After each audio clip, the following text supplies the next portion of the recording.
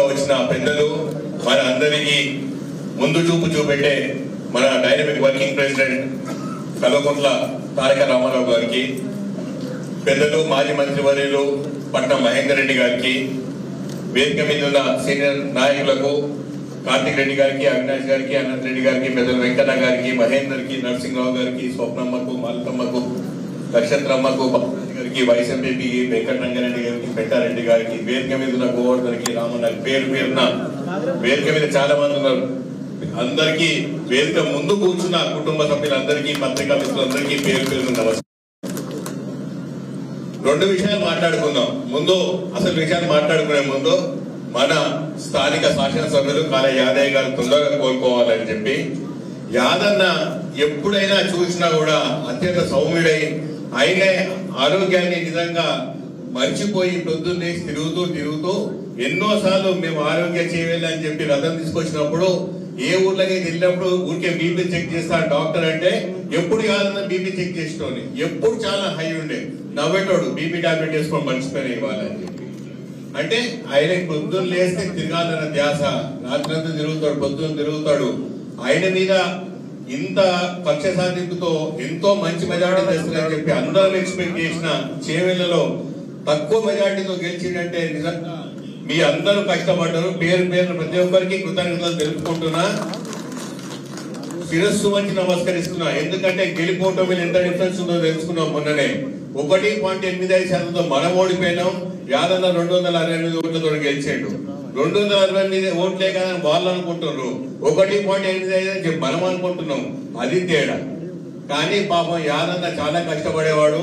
చాలా మంది కొందరికి ఏం కోపం ఉండే అంటే యాదన్న మా ఫోన్ ఎత్తాడు, మాకు మేము నమస్తే చెప్తే చూడడు.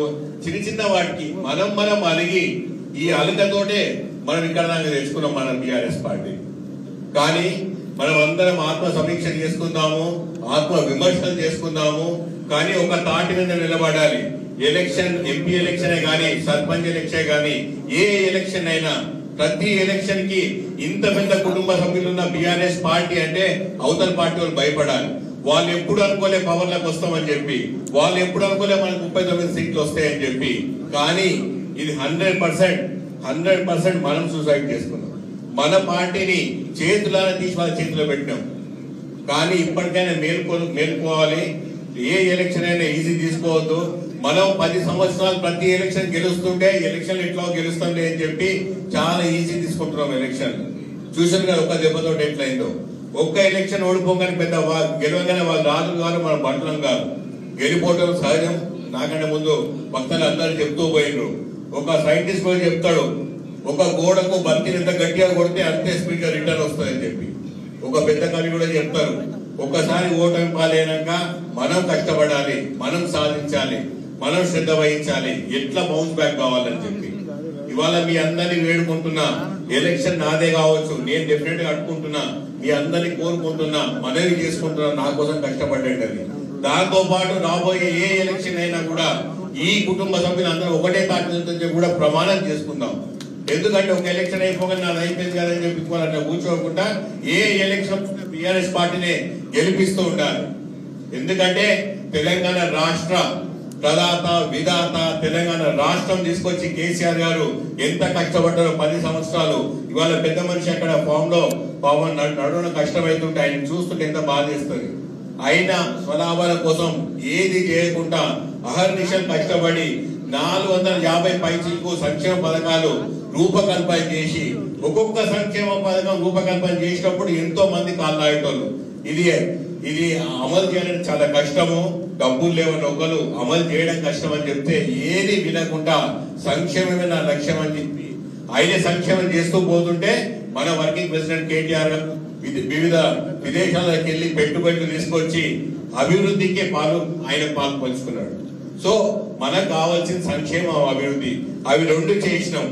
మనం ఇంత చేసినా కూడా ఇవాళ ఎలక్షన్ ఓడిపోయినామంటే డెఫినెట్ గా కుంగి కృషించొద్దని ఎవరు చెప్పారు, డెఫినెట్ గా బాధపడతాం. మామూలు మాట కాదు ఎలక్షన్, అసలు జనరల్ ఎలక్షన్ ఓడిపోవడం అంటే. 5 సంవత్సరాలు అపోజిషన్ కూర్చుంటే మనం డెఫినెట్ గా అపోజిషన్ కూర్చొని లేవనెత్తాల్సిన పాయింట్స్ ఏంటి, ఇప్పుడు వాళ్ళు ఇచ్చిన హామీలన్నీ అమలు చేసినట్టు మనం ప్రజల తరఫున పోరాడదాం.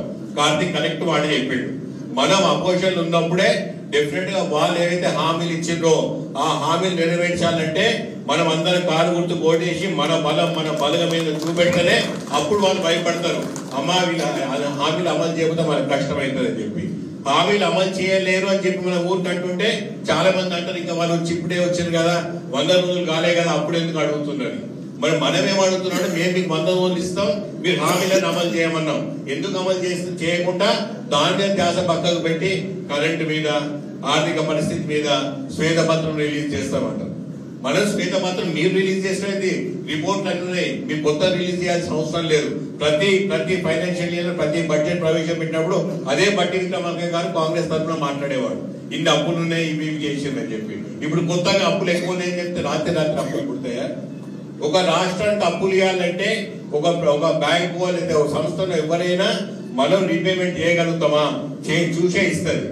మన ఆర్థిక పరిస్థితి అంత మంచిగా ఉండే అప్పుడు ఆర్థిక పరిస్థితి చూసి మనం రీపేమెంట్ చేయగలుగుతాం. కాబట్టి మనం ఒక కారు కొనుక్కుంటాం, ఒక లోన్ తీసుకుంటాం, బ్యాంకు వచ్చి ఏమడుగుతాడు, నీ ఆదాయం ఎంత, టైం కట్టగలుగుతావు చూసే ఇస్తాడు. వట్టిగా ఫ్రీగా కూడా ఇస్తాడా?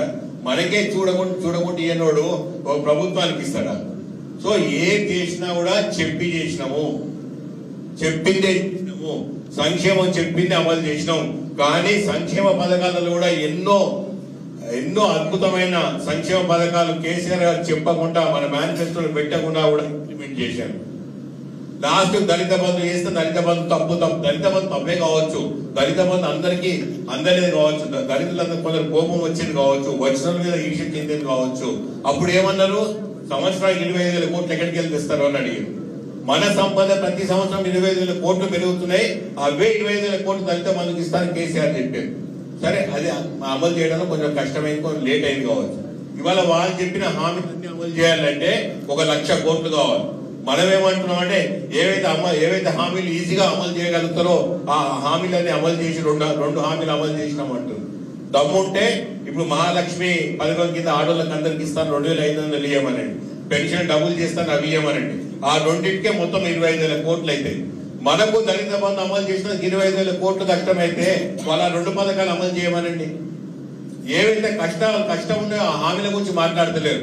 ఊరికే మేము 6 హామీలు చెప్పినాం, 2 అమలు చేసినాం, ఇంకా 2 అమలు చేస్తామంటారు. ఆ కరెంట్ 300-400 కోట్లు అవుతుంది కావచ్చు. ఇప్పుడు ఏమంటే కరెంట్ 200 యూనిట్లు ఇస్తామంటారు. నేనేమంటే అసలు పెద్ద హామీలు అమలు చేయండి ముందు, తర్వాత మిగతా హామీల గురించి మాట్లాడదాం. అప్పుడు తెలుస్తుంది కదా ఆడబిడ్డలందరూ మాకు చేసిండ్రు అంటే. ఆడబిడ్డలందరూ ఆశపడ్డారు, ప్రజలు కూడా మార్పు కోరుకున్నారు. కానీ మార్పు అంటే ఇంత పెద్ద మార్పు అనుకోలేదు. ఏదో ఒక ఎమ్మెల్యే ఓడిపోతారు కావచ్చులే అనుకున్నారు. కానీ కేసీఆర్ గారు ఇంట్లో కూర్చోబెడతారు అనుకోలేదు. ఇప్పుడు ఎందుకు బాధపడుతున్నారు? నాకంటే ముందు మా స్థానిక జెడ్పీటీసీ మాలతి గారు చెప్పినట్టు నిజంగా అప్పుడు ఏదైనా సంక్షేమ పథకం అమలు చేయాలంటే ఎవరి దగ్గర పోయినామా, ఎవరైనా లైన్ పెట్టినామా, సోపులాటలు అయినాయా, కొట్లాడుకున్నారా, జుట్లు పట్టుకున్నారా? ఏదైతే అది రాత్రే రైతు బంధు మన ప్రభుత్వం ఓడిపోయే ముందు 7,500 కోట్లు ఉన్నాయని చెప్పి మన ఆర్థిక శాఖ మంత్రి అప్పుడు హరీష్ రావు గారు చెప్పారు. వాళ్ళు ఏదో ఎలక్షన్ పొడి వచ్చిందని చెప్పి వాళ్ళకి పోయి అక్కడ ఆపించారు. అప్పుడు బ్యాంకు 7,500 కోట్లు మళ్ళీ ఎందుకు అమలు చేయలేదు? వాళ్ళు రైతు బంధు ఎందుకు చేయలేదు? ఏదో జీతాలు ఇచ్చి ఉద్యోగస్తులు అందరూ సంతోషపెడితే ఉద్యోగస్తులు సంతోషపడ్డారు, వాళ్ళు టైం జీతాలు వచ్చినాయని చెప్పి. మరి వీళ్ళందరూ ఏం కావాలి? రైతులందరూ ఏం కావాలి? టైంకి రీపేమెంట్ చేసుకుంటున్నారు, వాళ్ళ ఇన్స్టాల్మెంట్స్ కష్టమవుతున్నాయి ఉద్యోగస్తులు అని చెప్పి ఆ మాట మాట్లాడినోడు టైంకి రైతు బంధు చేయకపోతే రైతులు ఎక్కడికి వెళ్ళి చేసుకుంటారు? నాట్లకి పడాలి. ఇప్పుడు ఉన్నాయి కరెంట్ చూడండి. మొన్న నేను పరిగిలేదు మీటింగ్ పెడితే నేను మాట్లాడేది 15 నిమిషాలు కరెంట్ పోయింది.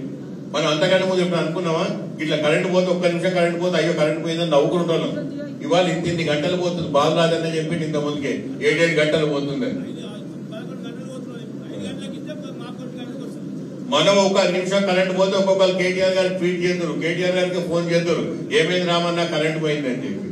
ఇప్పుడు ఎవరిని అడుగుతున్నాం? ఇవి ఎప్పుడైతే మార్పు కోరుకున్నారో ప్రభుత్వం, ప్రజలు అనుకున్నారు మంచి కోసం మార్పు అనుకున్నారు. ఏవైతే అమలు సాధ్యం కానీ మా హామీలు వాళ్ళు చెప్పిండ్రు వాళ్ళ మాటలలో పడ్డామని అనుకోలేదు వాళ్ళు. మనం ఇప్పుడు నిజంగా హామీలన్నీ అమలు చేసినాక మనం పోరాడదాం, ప్రతిపక్షంలో కూర్చుందాం, పర్వాలేదు. కేసీఆర్ గారు లీడర్ ఆఫ్ అపోజిషన్ లో కూర్చుంటారు. పెద్దలు కేసీఆర్ గారు నిజంగా 1వ తారీఖు బయటికి వస్తున్నారు, ప్రమాణ స్వీకారం చేస్తారు, అపోజిషన్ లీడర్ గా అపోజిషన్ లో కూర్చుంటారు. కూర్చొని ప్రజలకు అదే ఇష్టమైన కూర్చుంటారు కావచ్చు. మనకు కావాల్సింది ఏది?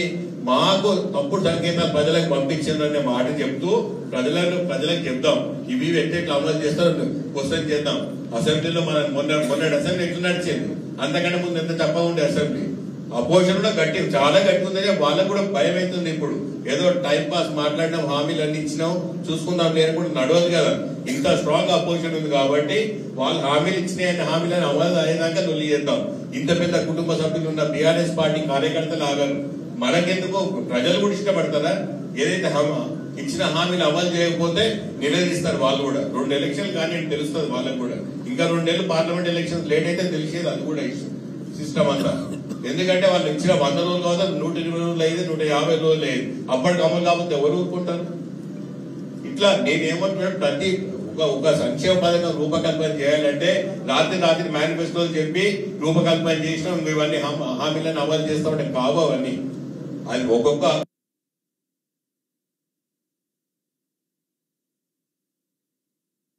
చేయకపోయేటోడు. అందరు అదే అంటుంది. వృద్ధులు లేస్తే ఇదేనా అంటే కూడా అవును, దాని గురించి ఆలోచిస్తా. ఇది కింది దానికి ఎట్లా చేరుతుంది, ప్రతి లబ్ధిదారుడు ఈ సంక్షేమాన్ని యూజ్ చేసుకుంటారని చెప్పి అర్థం చేసినాడు. సో మనకు అంత మంచి దిశానిర్దేశం చేసి కేసీఆర్ గారు ఉండి అన్ని మంచి సంక్షేమ పథకాలు చేసి ఇంత అభివృద్ధి చేసి ఇవాళ ఒక చేవెళ్ళలేదు చూడండి, ఎన్ని ఇండస్ట్రీస్ తీసుకొచ్చారు కేటీఆర్ గారు. మనకి షాబాద్ లో, వెంకటలో తీసుకొచ్చారు, షాబాద్ లో తీసుకొచ్చారు. మనం అనుకున్న హైవే తీసుకొచ్చుకున్నాం. మనం డిగ్రీ కాలేజ్ ఎన్నో సంవత్సరాలు కాదు అక్కడ మూతపడి ఉండే, మొన్న మళ్ళీ పైసలు పెట్టి మళ్ళీ ఓపెన్ చేయించుకున్నాం. మన బస్ స్టాండ్ కేటీఆర్ గారు అప్పటికప్పుడు శాంక్షన్ చేస్తే బస్ స్టాండ్ ఎప్పుడు చెన్నారెడ్డి గారు వేసినప్పుడు బస్ స్టాండ్. ఇన్ని సంవత్సరాలు ఏమైంది మరి? మనం 10 సంవత్సరాలు అభివృద్ధి చేసినాం, అన్నిట్లలో పాలు పంచుకున్నాం, ప్రతి గడపకు సంక్షేమ పథకాన్ని అందించినాం, ప్రతి తెలంగాణ బిడ్డ సంతోషంగా ఉన్నది. కానీ మనం అదే అనుకున్నాం, బాలరాజు చెప్పినట్టు మనం ఇంత సంక్షేమం చేసినాం కాబట్టి మనం డిఫరెంట్ గా చెప్పి కొంచెం అశ్రద్ధ చేసినాం. కానీ చేసిన సంక్షేమ పథకాలే మనం చెప్పుకుందాము, ప్రతి తెలంగాణ గడప దగ్గరికి పోదాం, ఇవన్నీ చేసినాము, రాబోయే రోజులు అద్భుతాలు చేద్దాం, డిఫరెంట్ గా చేస్తాం. ఎందుకంటే మనము కష్టపడ్డాము, మనకు ముందు చూపు ఉంది, మనకు ఆర్థిక పరిస్థితి మీద అవగాహన ఉంది. కానీ వాళ్ళు ఎన్ని రోజులు నడుపుతారు చూద్దాము. మనం అందరం కలిసికట్టు ఉండాలని చెప్పి రాబోయే ఏ ఎలక్షన్ అయినా ఒక తాటి మీద నిలబడాలని చెప్పి అందరం ప్రమాణం చేసుకుందాం మన మనసులో. అప్పుడే కానీ నిజంగా అందరు ముందు ఉంటారు. ప్రతి ఒక్కరు సైనికుడిలాగా మారి ఏ ఎలక్షన్ మనం పోరాడాలని చెప్పి మీ అందరినీ కోరుకుంటూ